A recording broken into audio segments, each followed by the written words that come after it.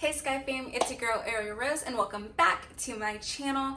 Today we are going to talk about the 5 tips that I have for you all that is for beginner flight attendants, but honestly all of us can really benefit from all of these tips. If you're new here, I'm Ariel Rose. I am a flight attendant and travel blogger. Now let's get into it. Tip number 1, which even I can work on. Show up at least 10 minutes before your report time. Now, the reason I say this is because technical difficulties happen. Our sites go down, our apps crash, things happen, and sometimes the way you typically check in just doesn't work. It just does not want to work for whatever reason. And it's always those days that you're running late that it wants to act up. Y'all know. So if you show up a few minutes early before your report, if something like that does happen, at least you know you still have time to call to do a check-in over the phone. But especially when you're new, you don't want little things like that to go against you. You don't want that type of occurrence like a late or a failure to report. You do not report here by the time it says report. You cannot report through our own systems and you have to call anyway. Bonus tip. I set an alarm for 5 minutes before my report time to check in. Now I did this and learned from my mistakes because I got a failure to report while I was still on probation. And you don't want that. You don't want to accumulate points from forgetting to check in because it's not that I wasn't there. I was on the plane. I just forgot to check in. So learn from my mistakes, okay? Number 2. Read your contract if you have a contract. Please read your contract if you have a contract. You need to know everything that is available to you, and you need to know when you're in the right, why you're in the right, and when you're in the wrong, why you're in the wrong. I'm a very show me it in black and white type of person. We at my company, if you do not have the app, we have an app, and I'll insert a picture of the app somewhere in here, and that's specifically for our union, and it has I've gone in it personally to look for things in our contract, and you can search keywords in our contract and those sections will pop up, and it's so helpful. Another section you should really read is the social media policy in your contract. Even if you're not a YouTuber in vlogging or on IG, it is important in the social media world that we live in today that you're just conscious of what all your company has to say about what you can put out. My goal for the end of this year is to hit 4,500 subscribers. So if you're not subscribing, if you have ever watched one of my videos and I've helped you at all, please make sure that you hit that like button and the subscribe button and go ahead and hit the notification bell while you're at it. Number 3. Find a couple of basics that you can pack for every single trip that you can just easily pack. I love having just a staple black top. I always pack a pair of leggings. I pack my Nike workout sneakers. Lately I've been packing my All-Star Converse. Can be casual and can be a little dressy. And now that it's winter, of course I have my work boots, but I even pack a little black dress because you can never go wrong with a little black dress. And that can even go with my boots if I do something after work, while I'm on my overnight. But find a few staples that you can have just in your wardrobe that you can just go through. So even when you wash your uniform, you just wash those pieces. You can continually pack them and it's less stress for you to figure out, oh, what do I need to pack for this trip? And you can just make a system.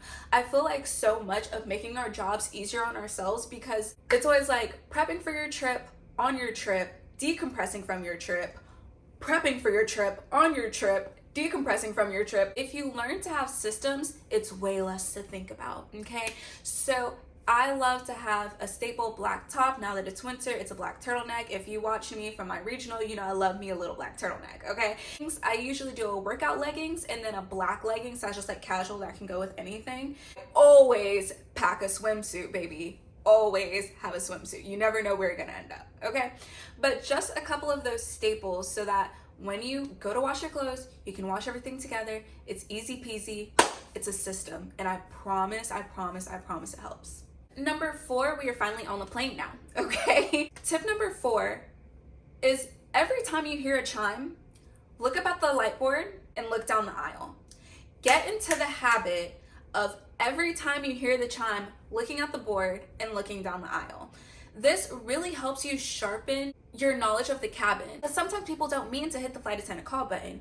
They mean to hit the light, they're reading a book, but they couldn't find it because the cabin is already dark. But if you look down the aisle, you can see that, oh, they made a mistake, they turned it off immediately, and they hit the light bulb, right? Boom, perfect, you can get back to what you're doing in the galley or whatever. But let's say it's a real deal emergency, someone's choking, and you look down the aisle, you can immediately see that. So every time you hear a chime, get used to looking at the board and looking down the aisle, doing both of those things and then getting back into whatever you were doing. Tip number 5, we're going back into talking about systems because y'all, I promise when you have systems in place, it works. Tip number 5 is to come up with a hotel system that works for you. Now, this is what I mean. Every time that I come into a hotel, I put my room key at the table closest to the door. Sometimes it's the bathroom counter, sometimes it's an actual table, but I know I put it down as soon as I walk in and it's the last thing I pick up as I leave my room.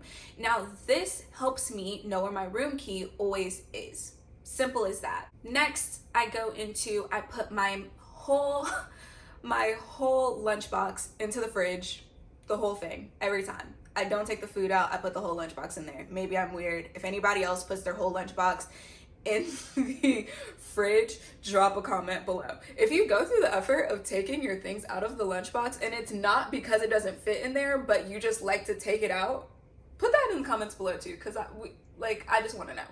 Next, I like to take my suitcase off of the floor. So I'll take my suitcase and put it either on one of the luggage carriers. If there's not a luggage carrier, I'll put it on the desk. If there's not a desk, I'll put it on the couch, but I'm gonna get it off the floor. First of all, we wear out our backs a lot while working. You don't need to be bending over on the floor, going through your luggage, even when you're in your room.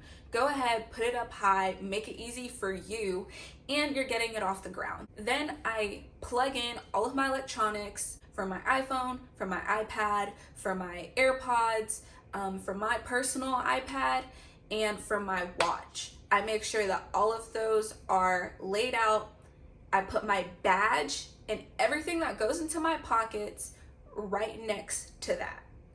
Come up with a system that works for you. My system may not work for you, and that's completely fine, but find a system that works for you so that you're not forgetting things in your room. Coming up with a system allows you to feel more comfortable in a hotel room, I feel like, and honestly, we live in hotels. Like, at this point, I live in hotels. Like, those are my 5 tips for beginning flight attendants, but like I said at the beginning of the video, I believe these tips can benefit any flight attendant that implements them into their regular work routine.